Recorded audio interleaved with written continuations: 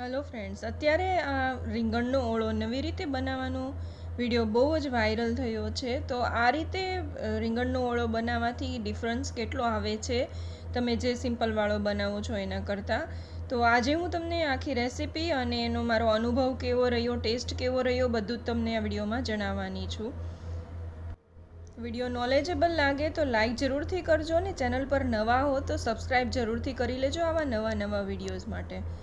અહીંયા મેં ગુલાબી કલરના 3 રીંગણા લઈ લીધા છે. તો રીંગણાનો ઓળો કે આખા રીંગણનું શાક બનાવવું હોય ને આ રીતના ગુલાબી રીંગણાથી બનાવીએ ને તો એનો ટેસ્ટ ખૂબ જ સરસ હોય છે.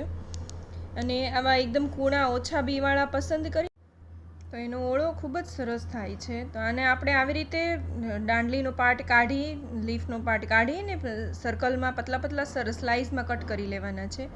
પછી એની ઉપર થોડુંક મીઠું સ્પ્રિંકલ કરવાનું છે, થોડી હળદર અને થોડું અમસ્તું લાલ મરચું સ્પ્રિંકલ કરી અને બધું સરસ રીતે મિક્સ કરી દેવાનું છે રીંગણની સાથે.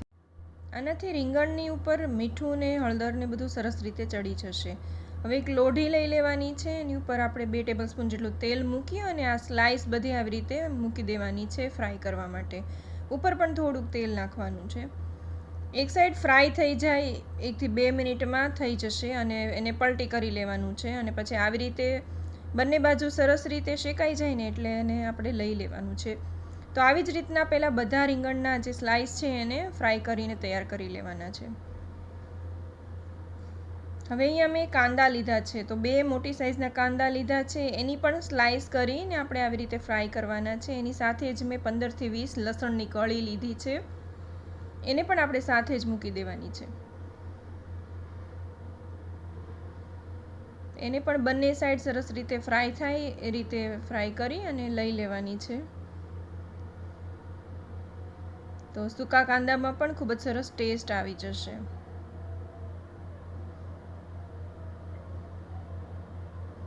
બંને બાજુ થોડાક બ્રાઉન જેવા થઈ ગયા છે. હવે એને બહાર કાઢી લેવાના છે. અને આવી જ રીતના મેં લાલ મરચાં લીધા છે, તમે લીલા મરચાં પણ લઈ શકો છો.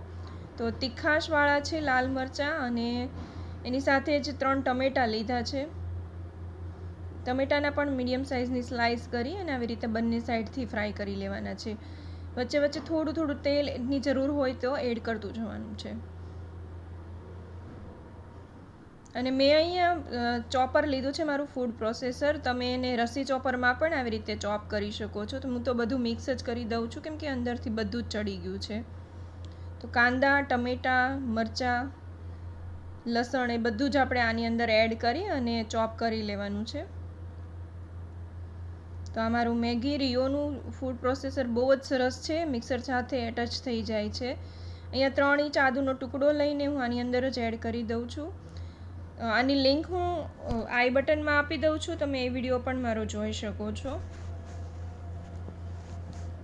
આ બધું સરસ રીતે ચોપ થઈ ગયું છે, એને આપણે અલગ લઈ લઈએ પ્લેટમાં. અને પછી આપણે જે રીંગણને ફ્રાય કર્યા હતા એ પણ આની અંદર જ ચોપ કરી લઈએ.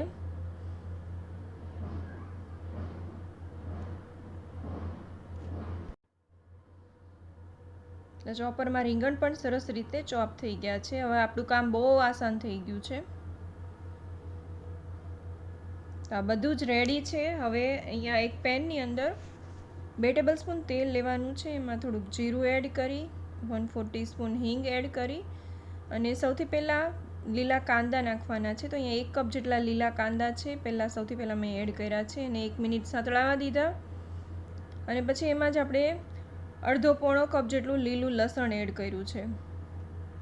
તો શિયાળાની સિઝનમાં લીલું લસણ સરસ મળે છે, તો જરૂરથી એડ કરવું ઓળામાં. એ બંને સાંતળાઈ જાય પછી આપણે જે ટમેટાં અને કાંદાની પેસ્ટ બનાવી હતી એ એડ કરી દેવાની છે. અને એને આપણે 4 થી 5 મિનિટ સરખી રીતે સાંતળાવા દેવાની છે. એની અંદર મસાલા કરી લઈએ તો જરૂરત પ્રમાણે મીઠું, અડધી ચમચી હળદર, અડધી ચમચી લાલ મરચું પાવડર અને 1 ચમચી ધાણા જીરું પાવડર એડ કરી દેવાનો છે. અને બધું જ સરસ રીતે 4 થી 5 મિનિટ સાંતળાવા દેવાનું છે. સતળાઈ જાય એટલે આપણે જે રીંગણની પેસ્ટ બનાવી હતી એ એડ કરી અને 3 થી 4 મિનિટ એને પણ સતળાવા દેવાની છે. તો રીંગણનો નવી રીતનો ઓળો બનીને તૈયાર છે. હવે કેવો લાગ્યો એ જોવાનું છે. તો જે આપણે શેકીને રીંગણાનો ઓળો બનાવીએ ને તો એવો જ અમને લાગ્યો, કાંઈ એટલો ખાસ ડિફરન્સ ન લાગ્યો.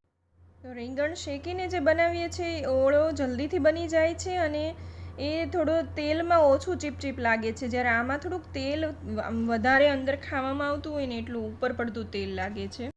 તો તમે ટ્રાય ન કરતા ને વિડીયો ગમ્યો હોય તો કોમેન્ટમાં રેડ હાર્ટ જરૂરથી આપજો. Thank you.